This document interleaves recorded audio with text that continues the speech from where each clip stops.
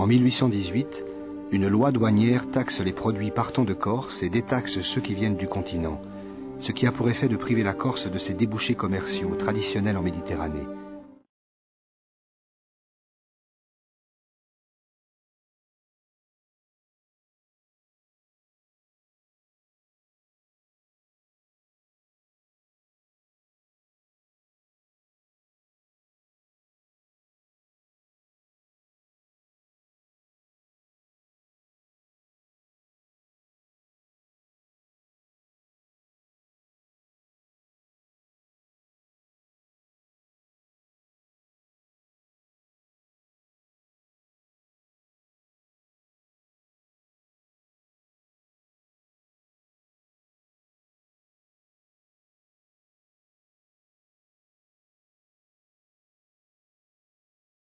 La Corse était dans son coin. Du moment qu'elle restait tranquille ou on la faisait rester tranquille, tout était parfait. Alors, il est évident que, par exemple, les dispositions de 1818 n'ont été supprimées qu'en 1912. D'ailleurs, il y avait une compensation, parce qu'il y avait une espèce d'aide, donc il fallait une compensation. On avait donné je ne sais combien de francs or annuels pour 50 ans pour cette histoire-là. Et la plupart du temps, l'aide en question servait à construire des gendarmeries. Il y a eu, par exemple, au cours du XIXe siècle, parmi ces lois, pour développer le pays, et aujourd'hui, avec la réflexion que nous avons aujourd'hui de ce qu'est une société, comment pouvez-vous comprendre que l'on puisse détaxer le tabac, l'alcool et la poudre? Est-ce qu'on crée véritablement un développement en détaxant ces trois produits? Les jeunes Corses, comme toujours, ne trouvèrent leur salut que dans l'exode. Mais la chute de l'empire colonial français reposa avec acuité le problème du développement économique. La France, ça va de Dunkerque à Tamanrasset, la France va de Dunkerque à Bonifacio.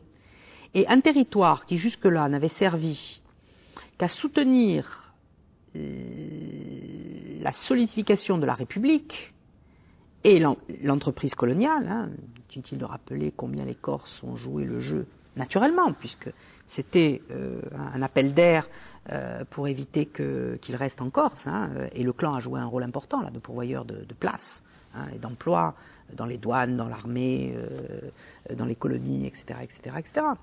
Et tout d'un coup, la France va se rétracter sur son territoire hexagonal, qui fait que ce qui n'était pas un problème jusqu'à 1957 ou la fin des années 50 va en devenir un. Qu'est-ce qu'on fait du territoire insulaire?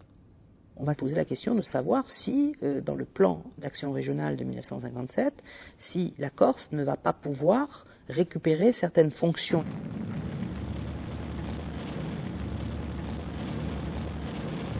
Les essais nucléaires dans l'Argentine, puisqu'on voulait faire des essais nucléaires dans l'Argentine, le Sahara, l'Argentine, sur le maintien du chemin de fer, sur le maintien du statut fiscal, les particularités des arrêtés Millau. Vous avez là tout un contexte de revendicatif qui est en fait mené par qui?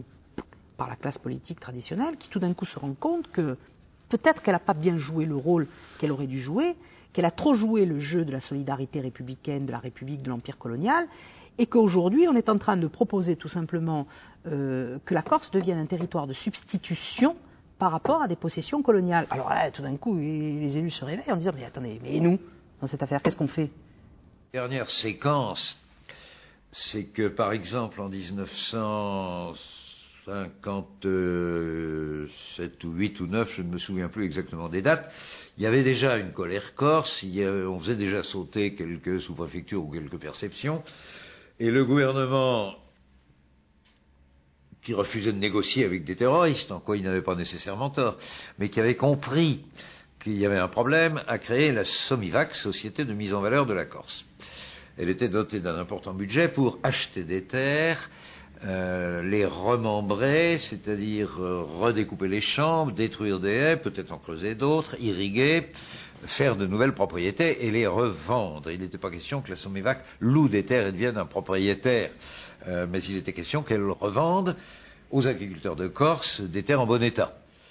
C'est en décembre 61 ou janvier 62 que la Somivac télégraphie à son ministère de tutelle, je ne sais plus si c'était l'équipement ou l'agriculture, peut-être l'agriculture. Voilà, premier bilan, nous avons bien travaillé à 400 lots prêts à être mis à la vente, nous le ferons en février 62. Télégramme de Paris en réponse, bravo, beau travail, mais 90% des lots mis à la vente seront à réserver pour les pieds noirs qui vont rentrer d'Algérie. J'ai bien dit 90%. À 15%, tout le monde aurait compris, les Corses auraient volontiers accepté. À 50%, ça aurait été un peu dur. À 90%, c'est une incitation à la guerre civile.